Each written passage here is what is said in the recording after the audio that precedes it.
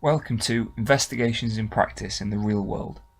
This is the fourth and final podcast in the series produced by RealWorldHR. This series covers the subject of investigations in the workplace and has been developed using the knowledge and real-life experiences of team members from RealWorldHR, who have worked in many areas of industry within roles such as HR professionals, managers and officials within the trade unions. We hope you find our podcast informative and thought-provoking as we strive to share what we consider are points of best practice within the subject area. Our podcasts are time efficient and portable, which will allow for you to learn on the go and be able to listen to them when you want and where you want. They are brief and so will enable you to fit them into a busy working life whilst being able to promote self-development. Investigations in Practice. This final podcast will look at investigation in practice and will be split into three parts: training for conducting investigations, investigations in practice, and reviewing and learning from your practice. What do you do when faced with an internal investigation in the workplace? Our earlier podcasts have talked about what investigations are, when they're used, and how they link to policies and procedures. But what about the people who will be carrying out the investigation? Firstly, when you are faced with an internal workplace investigation, you want to make sure that it's carried out by an individual who has the skills to be able to conduct a fair, impartial, and comprehensive investigation. The investigator needs to be mindful of the potential need for confidentiality, maintaining integrity and respect at all times. As an employer, you also have a duty to investigate any complaint promptly and thoroughly. But what are these skills that a workplace investigator would need, and what will their role be in the investigation? Initially, facts need to be gathered to determine the merit of the case, and the process for doing this needs to comply with statutory employment law and your own policies. The overriding factor in this will be the maintenance of confidentiality and preserving the reputation of the individuals and also your company or business. So primarily, the workplace investigator needs the ability to prepare adequately and effectively. Part of this will be to develop clear terms of reference at the commencement of the investigation. As these terms of reference form the basis for the interviews, the final report, and any subsequent recommendation, it is important that the workplace investigator can articulate the objective, recipient, deliverables, methodology, reporting, timeframes, coordination, and background clearly. The preparation stage will involve the ability to plan, and by preparing a sequence of action steps, the investigator is more likely to achieve the outcome and save wasted time. Strong interpersonal skills will be needed in the areas of communication and listening. This, coupled with a sense of empathy, will be necessary as there may often be a need to manage sensitive issues. Practically, the workplace investigator will need the ability to gather evidence and be able to analyse this evidence, take notes in the absence of a note taker, and be able to write a report about the investigation. Possibly the greatest part of the investigation will involve conducting interviews. The ability to impart effective interviewing skills will be paramount.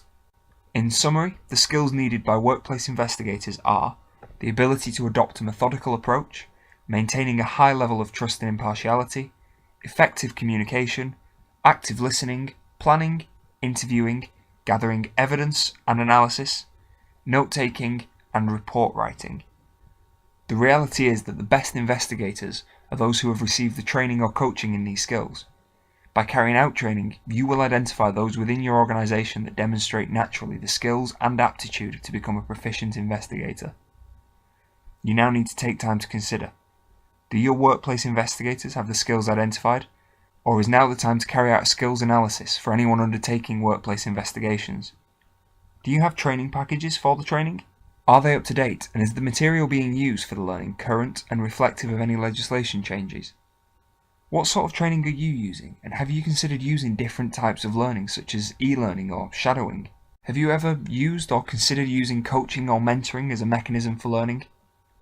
Remember, carrying out an investigation for the first time can be a daunting task, and coaching and mentoring and shadowing may be of great help, and also ensure that any mistakes due to lack of experience are rectified as they occur, so they don't become a problem, but are also learnt from. Remember, the better training you give, the better the outcomes are likely to be. So, you've done your training and identified your investigators. You have clear policies and guidelines in place for the investigators to follow. What next? One of the main things you want to ensure is that your investigations are carried out in a fair, consistent, and equal manner. When you decide to give an investigation to a manager, you need to consider their current workload, and if you will need to make any adjustment to this to ensure that they can carry out a fair and impartial investigation. Some investigations are relatively straightforward and can be carried out quickly, but others can take a great deal of time, effort, and resources. If your investigators are under pressure to ensure their normal work deliverables, will they carry out a thorough and comprehensive investigation? Have you thought about the practical support you can give your investigators? Do you have standard letters and forms for recording interviews? Is the investigator expected to write the report themselves, or do you have administrative support staff that can carry this out? While recording interviews in an audio format may be easier at the interview stage, who's going to transcribe those tapes for any subsequent hearing? Does someone in your HR department, if you have one, monitor what investigations are ongoing and what timelines are being adhered to?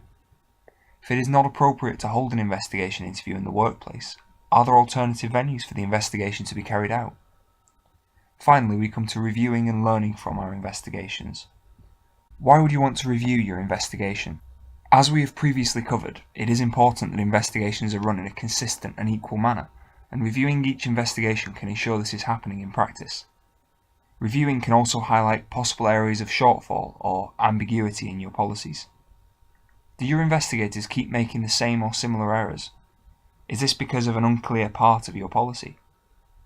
Are timelines and, more importantly, your policies and procedures followed correctly? This is important to protect the organisation or business against enhanced tribunal claims. Reviewing is also important as a learning tool for both the individuals and also for your process. Reviewing may well highlight areas of weakness in your investigator's knowledge and enable you to amend your training packages to rectify this. Reviewing will allow the investigator to self-examine and consider what they did, how they did it, and most importantly, if they can do it better in the future. Thank you for taking the time to listen to this short podcast in the series on investigations. We hope you found it useful and informative.